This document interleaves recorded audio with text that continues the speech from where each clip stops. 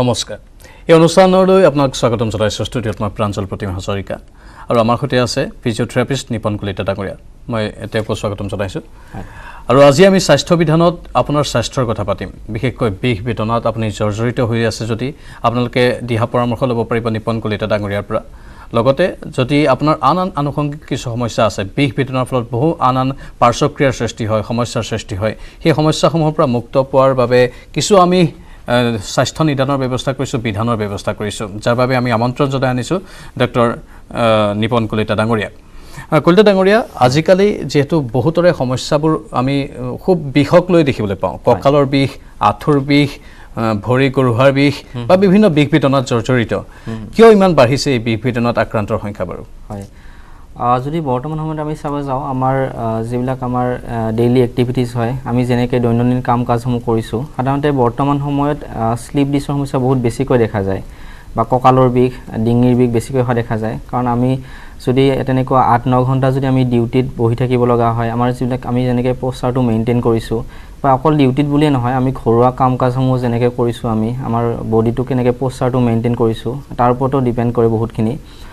একেবাৰে প্ৰথম অৱস্থাত আমাৰ মাংসপেশীসমূহৰ বিষ হ'ব পাৰে মাছল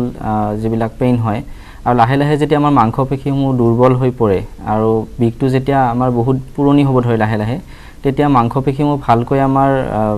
প'ষ্টাৰটো মেইনটেইন কৰিব নোৱাৰাৰ ফলতো আমাৰ আকৌ বিষ হ'ব ধৰে যেনেকুৱা শ্লিপ ডিছৰ সমস্যাটো এইবিলাক এদিন দুদিনত হোৱা বিষ নহয় শ্লিপ ডিছৰ সমস্যাটো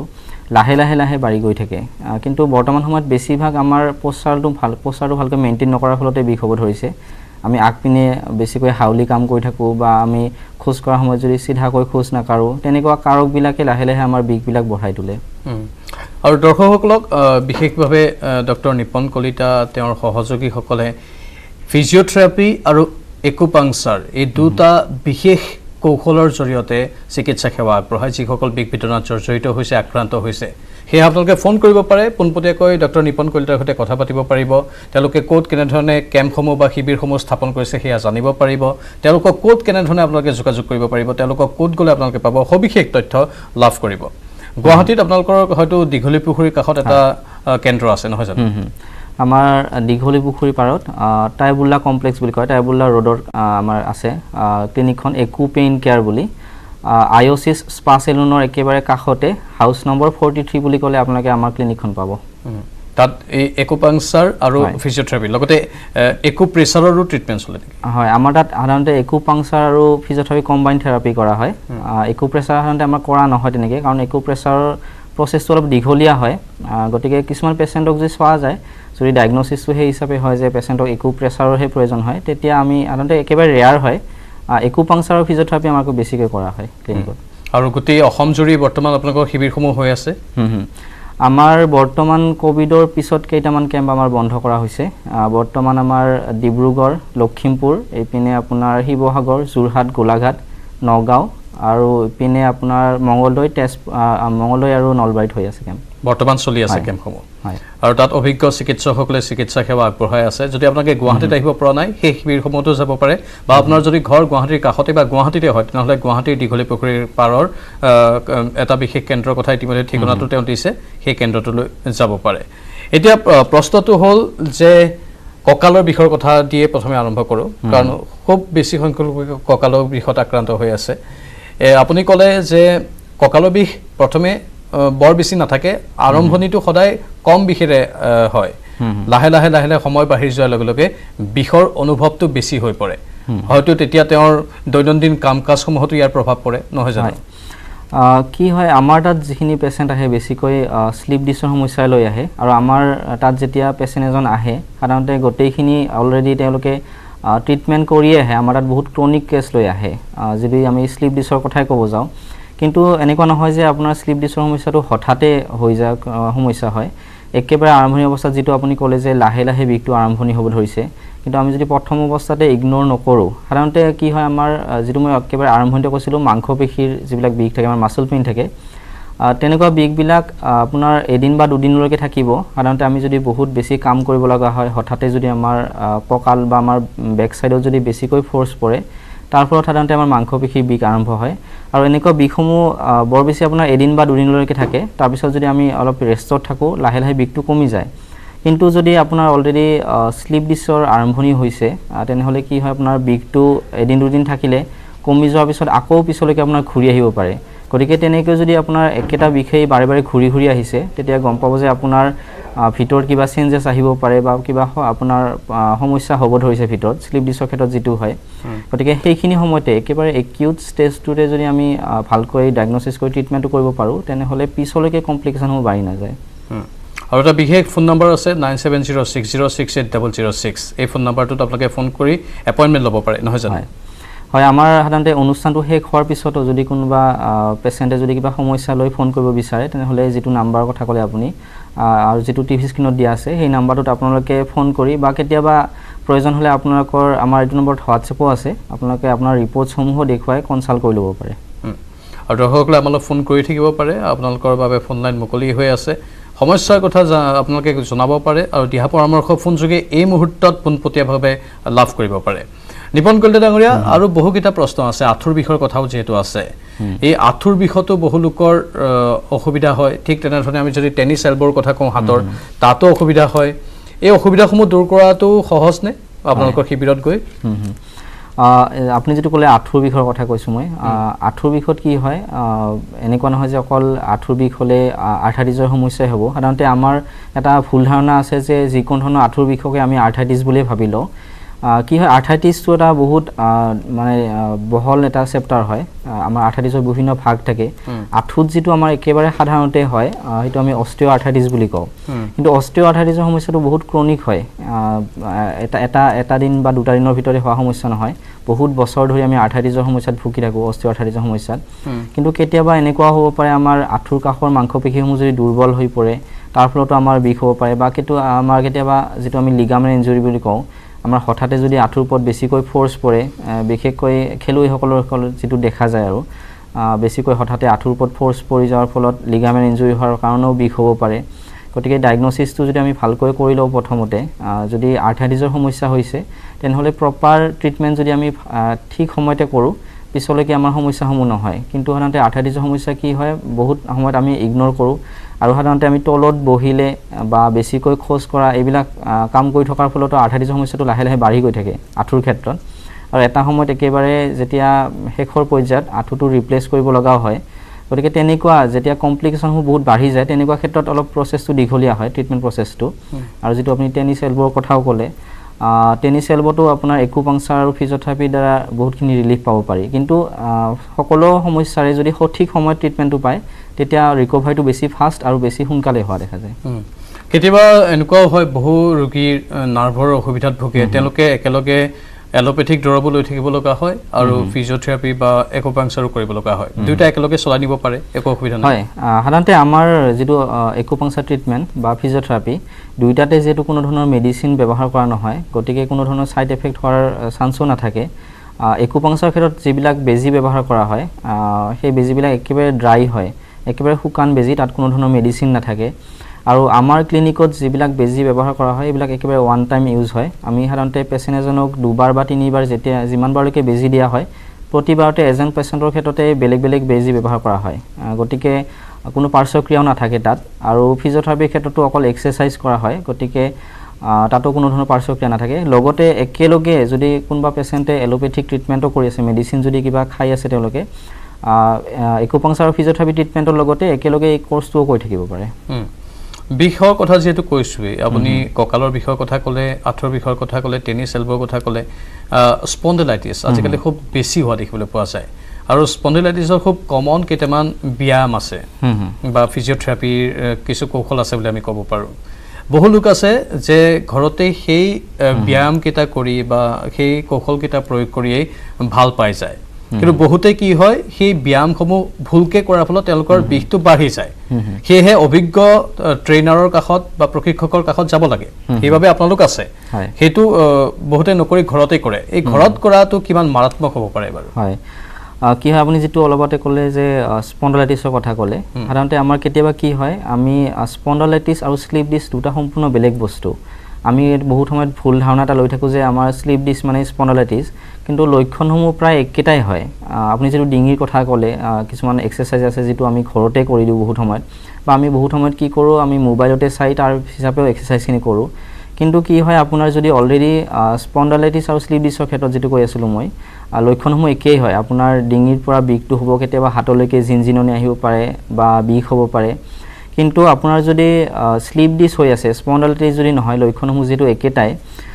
তাৰপিছত আপুনি যদি তেনেকুৱা এক্সাৰচাইজসমূহ কৰে, সমস্যাটো আকৌ বাঢ়ি যাব পাৰে। কাৰণ ডিছ এখন শ্লিপ হোৱা মানে কি হৈছে, আমাৰ ৰাজহাড়ডালৰ ভিতৰত বহুত সৰু সৰু টুকুৰা থাকে, একেটা গোটা হাড় নহয় ৰাজহাড়ডাল।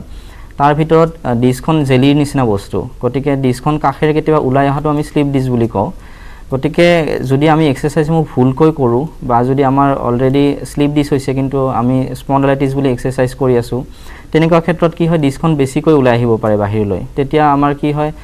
কেতিয়াবা কোনোবা পেচেণ্টে কমপ্লিট পেৰালাইচিছো হৈ যাব পাৰে যদি ডিছখনে আহি কমপ্লিট আমাৰ নাৰ্ভৰ ওপৰত প্ৰেছাৰ দিয়ে। কঁকালৰ ক্ষেত্ৰতো তেনেকুৱা। গতিকে আকৌ পেচেণ্টজনৰ হেল্থৰ ওপৰতো ডিপেণ্ড কৰে আমি কোনখিনি এক্সাৰচাইজ কেনেকৈ কৰিব দিব লাগিব। গতিকে গোটেইখিনি চাই আমি সাধাৰণতে বেলেগৰ পৰা দিহালৈ এক্সাৰচাইজ নকৰাটোৱে ভাল। আৰু আপোনালোকৰ শিবিৰত সাধাৰণতে কিমান চিকিৎসক থাকে একেলগে? বৰ্তমান সময়ত আমাৰ এজন বা দুজনেই যোৱা হয়, কাৰণ বৰ্তমান ক'ভিডৰ পিছত যিহেতু আমি পেচেণ্ট বহুত কমাই লোৱা কৰিছোঁ, তাৰপিছত আমাৰ এতিয়া বৰ্তমান এজন বা দুজনেই যোৱা হয়। যিখিনি পেচেণ্ট থাকে সেইখিনি সাধাৰণতে আমাৰ অলপ সময় লৈ অহাটো বেছি প্ৰয়োজন, কাৰণ আমাৰ ট্ৰিটমেণ্টবিলাক 2 ঘণ্টা বা 3 ঘণ্টালৈকে থাকে কেতিয়াবা। গতিকে হাতত সময় লৈ অহাটো বেছি প্ৰয়োজন। আৰু আমাৰ কেম্পসমূহ 3 দিন হয়। আপোনাৰ যিকোনো ঠাইতে যেতিয়া আমাৰ কেম্পসমূহ হয় 3 দিনীয়া কেম্প হয়। গতিকে প্ৰথম 2 দিনৰ ভিতৰত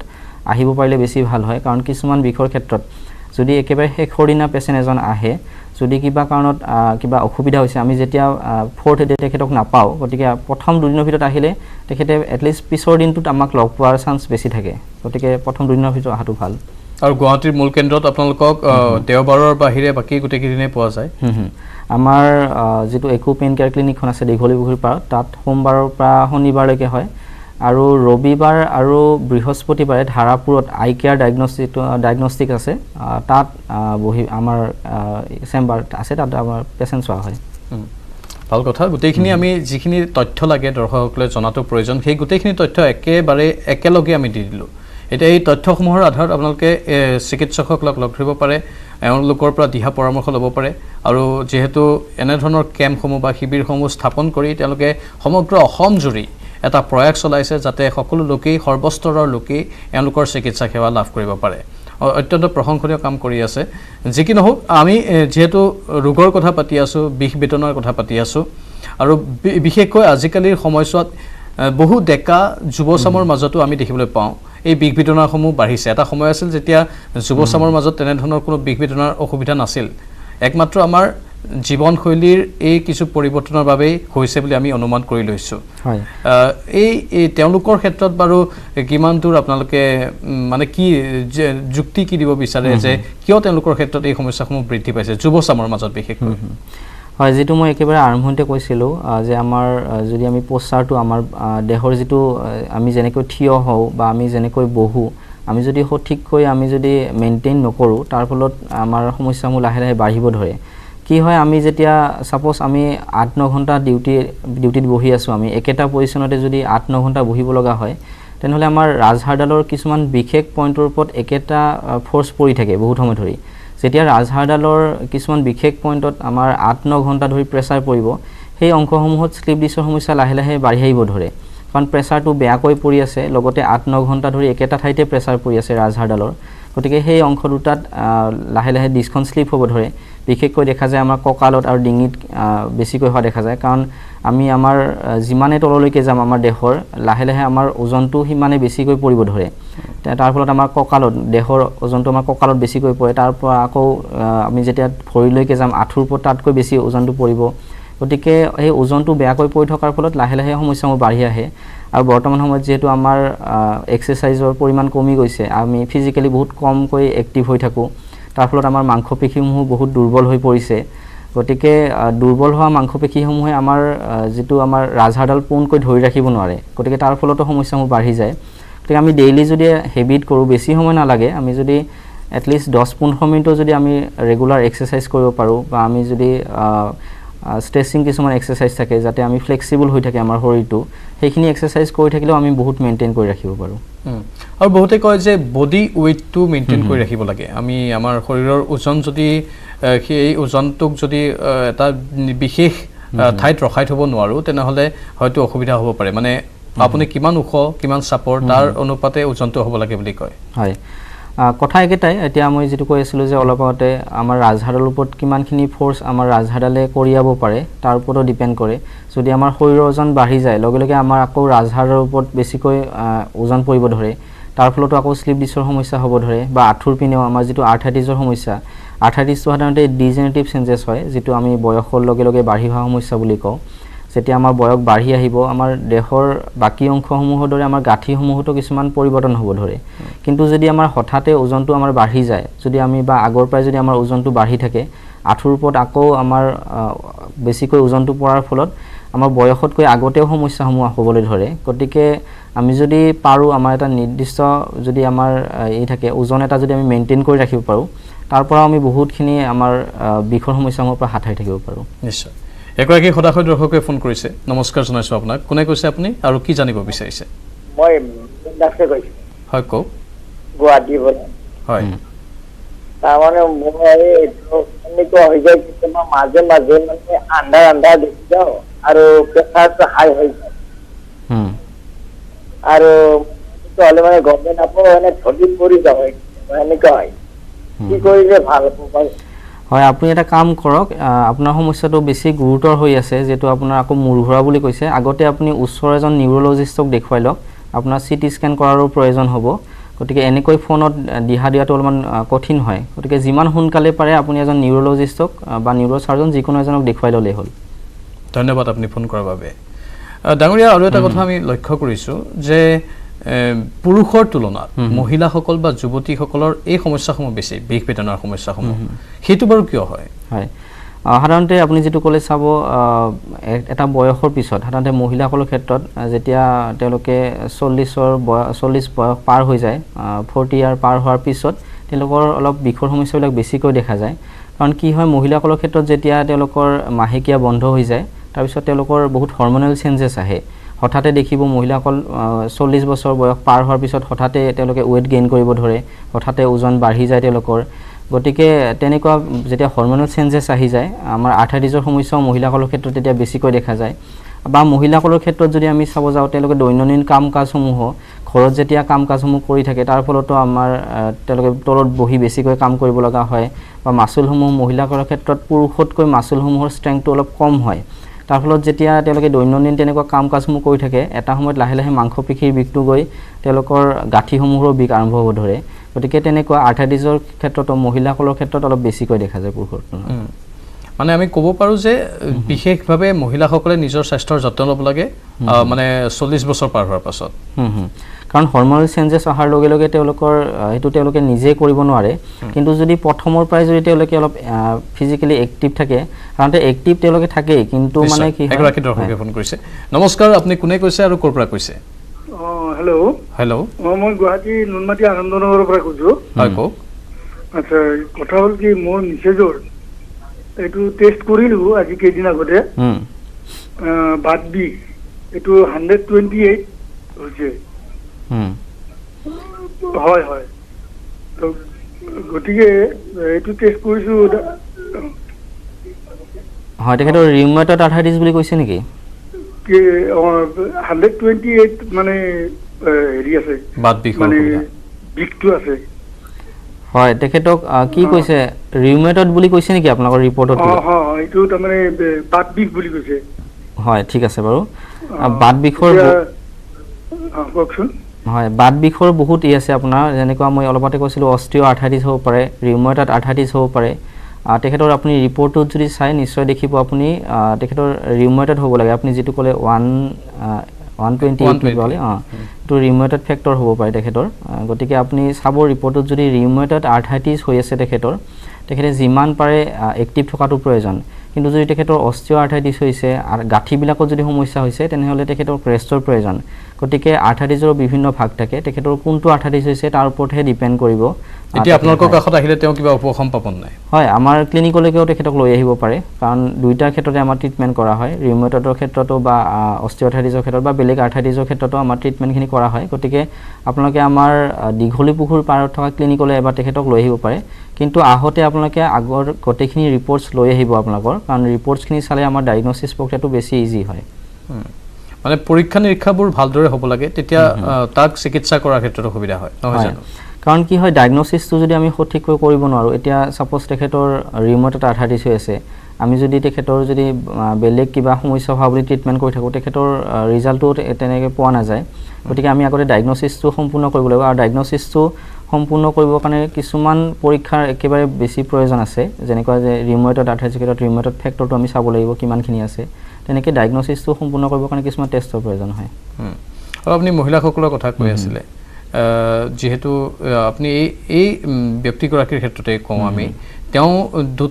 দুটা বেলেগ বেলেগ দিশত বেমাৰটোৰ কথা আপুনি কৈছে এটাত জিৰণিৰ প্ৰয়োজন আৰু এটাত কিছু ব্যায়ামৰ প্ৰয়োজন হয় হয় যেটো ৰিউমেটয়েড আৰ্থ্ৰাইটিছৰ কথা কৈছো মই সাধাৰণতে ৰিউমেটয়েড আৰ্থ্ৰাইটিছটো কি হয় আমাৰ যেটো আমাৰ দেহৰ প্ৰতিৰক্ষা ব্যৱস্থা থাকে ইমিউন সিস্টেম থাকে ই আমাৰ নিজৰ দেহৰ ওপৰতে এটাক কৰিব ধৰে তাৰ ফলত আমাৰ কি হয় আমাৰ যিবিলাক সৰু সৰু গাঁঠি থাকে সাপোজ আমাৰ হাতৰ ধৰক আমাৰ হাতৰ সৰু সৰু আঙুলি গাঁঠিবিলাক বা ভৰিৰ আঙুলি গাঁঠিবিলাক সেইবিলাকত প্ৰথমতে আৰম্ভণি হ'ব ধৰে গাঁঠিবিলাক সৰু সৰু গাঁঠিবিলাক ফুলিব ধৰে বা ৰঙা পৰিব ধৰে ঠাণ্ডাৰ দিনত সাধাৰণতে বিষৰ সমস্যাটো বেছিকৈ দেখা যায় ৰিউমেটয়ৰ ক্ষেত্ৰত আৰু ৰিউমেটয়েড আৰ্থ্ৰাইটিছটো সাধাৰণতে জেনেটিক হয় যদি আগত কোনোবা এজন পেশেন্টৰ যদি আগত কোনোবা তেনেকুৱা ৰিউমেটয়েড আৰ্থ্ৰাইটিছৰ আছিলে সমস্যা আছিলে হোৱাৰ চান্সটো বেছিকৈ থাকে এনেকুৱা নহয় যে অকল জেনেটিক হয় কাৰণটো হলে চান্সটো বেছি থাকে গতিকে তেনেকুৱা ৰিউমেটয়েড আৰ্থ্ৰাইটিছৰ ক্ষেত্ৰত পেশেন্ট এজনে যিমানে এক্টিভ থাকিব তেখেতৰ সমস্যাটো হিমানে কমি থাকিব কাৰণ কি হয় যদি প্ৰপাৰলি এক্সাৰসাইজ নকৰে তেখেতে এক্টিভ থাকিব নোৱাৰে তেনেহলে লাহে লাহে হাতৰ আৰু ভৰিৰ আঙুলি গাঁঠিবিলাক লাহে লাহে ডিফৰ্ম হ'ব ধৰে বেকা হ'ব ধৰে বহুত পেশেন্টে যেতিয়া ক্ৰনিক হৈ যায় ষ্টেজটো হাত ভৰিবিলাক বেকা হ'ব ধৰে কিন্তু অস্টিঅআৰ্থ্ৰাইটিছৰ ক্ষেত্ৰত একেবাৰে সম্পূৰ্ণ বেলেগ অস্টিঅআৰ্থ্ৰাইটিছটো হৈছে আমাৰ যেটো মই অলপতে কৈছিলো ডিজেনেৰেটিভ চেঞ্জেছ বুলি কওঁ আমি বয়সৰ লগে লগে বাঢ়ি আহে গাঁঠিবিলাকত সাধাৰণতে বেছিকৈ হোৱা দেখা যায় অস্টিঅআৰ্থ্ৰাইটিছৰ সমস্যাটো আৰু তেনেকুৱা ক্ষেত্ৰতো যদিও মানে কমপ্লেক্সনত একেই ডিফৰ্ম হ'ব ধৰে গাঁঠিটো বেকা হ'ব ধৰে কিন্তু আমি যদি বেছিকৈ কাম কাজসমূহ কৰি থাকো বেছিকৈ গাঁঠিটো যদি আমি বেছিকৈ ব্যৱহাৰ কৰো সমস্যাটো বাঢ়ি যায় গতিকে আমি জানিব লাগিব কোনটো সমস্যা হৈছে এইকাৰণে ডায়েগনচিছটো বহুত বেছি প্ৰয়োজন বহু পেশেন্ট আমি দেখো যে ষ্ট্ৰোক হৈ তেওঁলোকৰ অৱস্থা শোচনীয় হৈ পৰে আইসিইউত থাকিবলগীয়া হয় সেই ষ্ট্ৰোক পেশেন্টবোৰৰ এটা অংশ আমি পেৰালাইসিছ হোৱা দেখিবলৈ পাওঁ সেই পেৰালাইসিছ হোৱা লোকসকলক আপোনালোকে ফিজিঅথেৰাপিৰ জৰিয়তে বা একুপাংচাৰৰ জৰিয়তে উপশম দিবলৈ সক্ষম হয়নে কিছু তেওঁলোকে মানে নিজৰ শৰীৰটোক এই জঠৰতাৰ পৰা মুক্ত কৰিব পাৰেনে বাৰু ষ্ট্ৰোকৰ ক্ষেত্ৰত যিকোনো ধৰণৰ ষ্ট্ৰোকৰ ক্ষেত্ৰতে যদি পেৰালাইসিছ হৈছে পেশেন্ট এজনৰ সাধাৰণতে প্ৰথম 6 মাহৰ ভিতৰত বেছিকৈ ৰিকভাৰী হয় ৰিকভাৰী ৰেটটো বহুত ফাষ্ট হয় প্ৰথম 6 মাহৰ ভিতৰত যদি প্ৰপাৰলি ফিজিঅথেৰাপি কৰিব পৰা যায় গতিকে যিকোনো ধৰণৰ ষ্ট্ৰোক হোৱা পেশেন্টৰ ক্ষেত্ৰতে মই কওঁ যে আপোনালোকে একেবাৰে দেৰি নকৰিব সাধাৰণতে আপোনালোকে যদি মানে মন কৰিছে হস্পিটেলত থকাৰ পৰাই আপোনালোকক সাধাৰণতে আইসিইউৰ পৰাই বহুত সময়ত পেশেন্টক লাহে লাহে এক্সাৰসাইজ কৰিব আৰম্ভ কৰা হয় কাৰণ কি হয় আমাৰ ষ্ট্ৰোক হোৱাৰ পিছত যেটো যেতিয়া ব্লাড একুমুলেট হয় আমাৰ ব্ৰেইনত যেতিয়া ব্লাড জমা হ'ব ধৰে আমাৰ সাধাৰণতে এটা সাইডত আমাৰ পেৰালাইসিছ হৈ যায় আৰু সেই পাৰ্টটোক আমাৰ এক্টিভ ৰাখিবৰ কাৰণে এক্সাৰসাইজৰ বহুত বেছি প্ৰয়োজন আছে গতিকে আপোনাক হস্পিটেলৰ পৰা যেতিয়া ৰিলিজ দিব আপোনাকে পাৰিলে পিছদিনাখনৰ পৰাই ফিজিঅথেৰাপি কৰা আৰম্ভ কৰক কাৰণ কি হয় যদি ফিজিঅথেৰাপি নকৰে লাহে লাহে বহুত পেশেন্টৰ ক্ষেত্ৰত দেখা যায় যে হাত ভৰিবিলাক একেবাৰে কোচ খাই যাব ধৰে বহুত পেশেন্ট তেনেকুৱা থাকে য'ত হাতখন বা ভৰিখন একেবাৰে কোচ খাই একেবাৰে টান হৈ পৰে আৰু তেনেকুৱা এটা কণ্ডিশ্যনত অহাৰ পিছত ফিজিঅথেৰাপি কৰাটো বহুত বেছি কষ্টকৰ হৈ পৰে গতিকে প্ৰথম অৱস্থাৰ পৰা যে প্ৰথম 6 মাহৰ ভিতৰত যদি ট্ৰিটমেন্ট কৰিব পাৰে তাতে 99% ৰিকভাৰী হোৱাৰ চান্স প্ৰথম 6 মাহৰ ভিতৰতে থাকে গতিকে যিমান সোনকালে পাৰে ট্ৰিটমেন্ট আৰম্ভ কৰাটো বেছি বেটাৰ মানে এই ক্ষেত্ৰবোৰত ৰোগীৰ লগতে ৰোগীয়ে বাৰু সেইটো সময়ত একো কৰিব নোৱাৰে কিন্তু অভিভাৱকসকল অধিক সচেতন হ'ব লাগিব তেওঁলোকে এইটো ইনিচিয়েটিভ ল'ব লাগিব যে আমি উদ্যোগ লৈ তেওঁক এই ফিজিঅথেৰাপি কৰোৱা একুপাংচাৰ কৰোৱা এই কামখিনি যাতে কৰাব পাৰো বহুত ক্ষেত্ৰত দেখা যায় যে পেৰালাইসিছ হোৱা পেশেন্ট এজনৰ ক্ষেত্ৰতো মানে আমাৰ পৰিয়ালৰ লোকসকল একেবাৰে এটা সময়ত ভাগৰি পৰে কাৰণ ষ্ট্ৰোক হোৱা পেশেন্টৰ ক্ষেত্ৰত যদি তেওঁলোকৰ অলপ দেৰি হৈ যায় ট্ৰিটমেন্টটো লোৱাত বা ফিজিঅথেৰাপি কৰাত যদি দেৰি হৈ যায় যিহেতু ট্ৰিটমেণ্ট প্ৰচেছটো দীঘলীয়া হৈ পৰে বহুত পেচেণ্টৰ ক্ষেত্ৰত এবছৰ 2 বছৰলৈকেও লাগি যাব পাৰে তেখেতে কমপ্লিট আগৰ অৱস্থাটো পাবলৈ গতিকে তেনেকুৱা ক্ষেত্ৰত বহুত ক্ষেত্ৰত দেখা যায় যে পৰিয়ালৰ লোকসকলেও এটা সময়ত ভাগৰি পৰে তেওঁলোকে হঠাতে ফিজিঅ'থেৰাপি কৰা বন্ধ কৰি দিয়ে কিন্তু এনেকুৱা নহয় যে আপোনালোকে ফিজিঅ'থেৰাপিষ্ট এজনক দেখুৱাইহে অকল ফিজিঅ'থেৰাপি কৰিব লাগিব আপোনালোকৰ যদি কিবা অসুবিধা থাকে আপোনালোকে যদি এক্সাৰচাইজখিনি ভালকৈ ঘৰত শিকিও লয় তাৰপিছতো আপোনালোকে ঘৰুৱাভাৱেও এক্সাৰচাইজখিনি কৰি থাকিব পাৰে কিন্তু হয় বৰ সুন্দৰভাৱে আপুনি কথাখিনি বুজালে ধন্যবাদ জনাইছোঁ ডক্টৰ নিপন কলিতা আপোনাক আৰু দৰ্শক আমি আশা কৰিছোঁ আপোনালোক উপকৃত হ'ব পাৰিব এই দিহা পৰামৰ্শসমূহৰ জৰিয়তে আগন্তুক সময়ত আকৌ লগ পাম আজিলৈ বিদায় লৈছোঁ নমস্কাৰ